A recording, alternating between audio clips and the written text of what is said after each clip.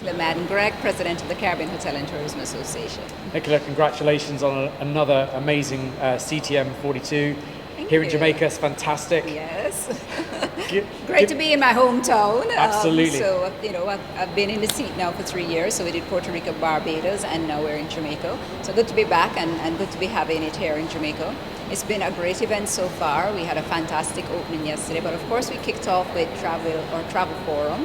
And we had a record number of delegates again this year, just about 335 delegates. So we've moved up from last year. In our third year, really great data was shared, lots of good insights in terms of the future of Caribbean tourism and how we can move forward in a sustainable way, looking at infrastructure development and ensuring that the 29,000 plus rooms that are on the books to come, that we are ready to handle it all. So it's been a good show. Today, of course, day one of Marketplace itself. We have somewhere in the region of about 12,700 plus appointments scheduled, and it's going to be a good day for everyone. We also have this year our first ever MICE incentive program. So we have 14 MICE buyers that are here with us, and our suppliers are meeting with them on a separate program. So that's also been going very well. Yes. And of that increase in the number of visitors, delegates, what sort of markets are you seeing kind of growth in? Well, we've seen quite a bit in terms of definitely our main market, the US, has grown significantly for the entire region, so that's good. But we have also seen increases out of the UK. Canada is definitely back and growing. We're also seeing out of Europe some growth as well. LATAM has grown, and that is good. We still have a lot more to get out of that market because we're just scratching the surface. And I think we have a great set of journalists here from Latin America. We also have a lot of tour operators. We brought in a contingent from Latin America this year, just again to cement that growth there. And with some of the airlift that we're having now within the region, we feel that it will be easier for persons to come, through the Panama hub and be able to really get through the region. So as again, this year we have our first ever multi-destination FAM. We have 3 journalists that are on that FAM trip. They went to St. Lucia, Barbados, they're here in Jamaica, and then they'll be going on to Cayman. So again, showcasing that the Caribbean is definitely somewhere that has many different experiences, very diversified products.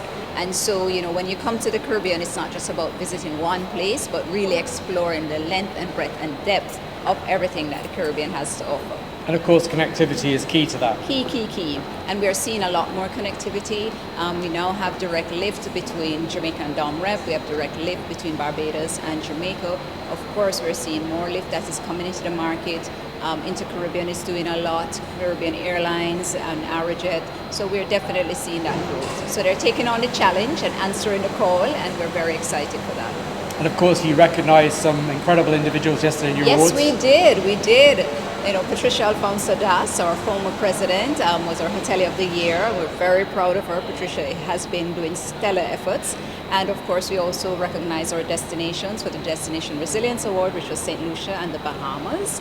And we also recognize one of our partners, our public sector partners, in terms of our President's Awards for Excellence in Caribbean Tourism, which is Carrefour, which, it's always a strange thing, health and tourism, but they work very well together.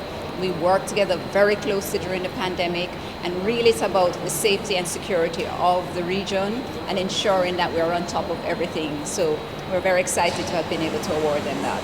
And of course, running concurrently with the event, you've also have ministerial support and meetings going on. Definitely. So Caribbean Tourism Organization, which is again another partner for us, our sister agency on the public sector side, they're having their ministerial conference. We continue to work with them very closely. We have a lot of joint initiatives, and we continue to just push forward together as a region. The collaboration between public and private sector is what has made the Caribbean have the success that it has, and we want to continue doing that, growing that out, and continue to make sure that we are focusing going in the same direction.